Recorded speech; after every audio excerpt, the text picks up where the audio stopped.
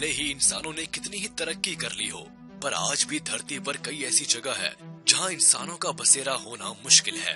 और ऐसी ही कुछ जगहों में से एक जगह है एंटार्क्टिका, दुनिया का 5वां सबसे बड़ा महाद्वीप। इसका 98% हिस्सा बर्फ में ढका हुआ है। इतने कम तापमान में खैर इंसानों का रहना तो मुश्किल है, मगर कुछ जीव ऐसे हैं जिनकी दुनिया एंटार्क्टिका में ही बसी हुई है। एंटार्क्टिका में बैक्टीरिया से लेकर बड़े जानवर, मछलियाँ और पक्षी भी रहते हैं। आज इस वीडियो में हम आपको एंटार्क्टिका में रहने वाले ऐसे ही कुछ जीवों से मिलवाएंगे, तो इस इंटरेस्टिंग वीडियो का मजा लेने के लिए वीडियो के अंत तक हमारे साथ बने रहिए। Number 12, अडेली penguin. एंटार्क्टिका का नाम सुनते ही सबसे पहले ख्याल आता है पेंगुइन्स का। एडेली पेंगुइन मीडियम साइज के पेंगुइन्स हैं, जो 18 से 30 इंच लंबे होते हैं और इनका वजन 3.5 से 6 किलो तक होता है। अडेली पेंगुइन अच्छे तैराक भी होते हैं, जो 72 किलोमीटर प्रति घंटे की स्पीड से तैर सकते हैं और अपना शिकार ढूंढने के लिए करीब 175 मीटर तक की गहराई में डुबकी लगाने की ताकत रखते हैं।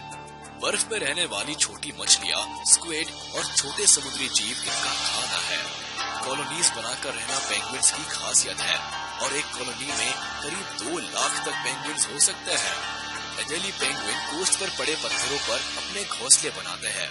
इंसानों से तो ये बड़े मिलनसार होते हैं, लेकिन अपनी ही प्रजाति के दूसरे गुट के पेंगुइन्स के प्रति बड़े आक्रामक होते हैं।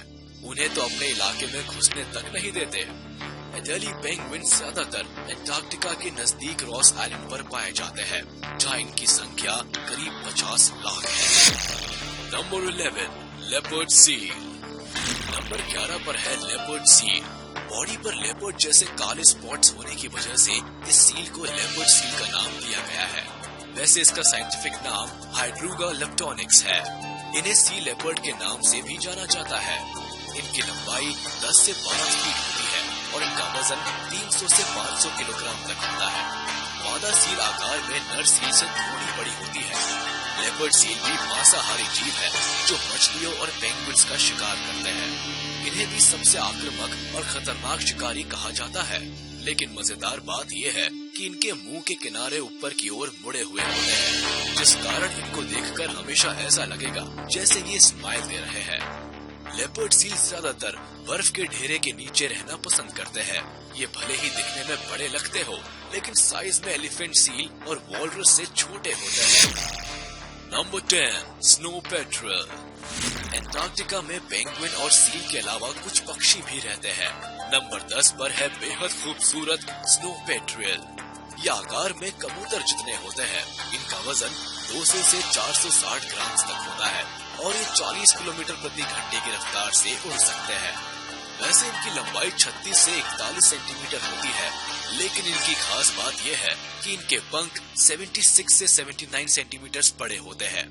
इतने बड़े पंखों की वजह से ही ये काफी देर तक पंख फड़फड़ाए बिना उड़ सकते हैं, किसी एयरप्लेन की तरह। अगर इनके खाने की बात की जाए तो जाहिर है ये भी छोटी मछलियाँ या मरे हुए सील और पेंगुइन्स पर डिपेंडेंट रहते हैं।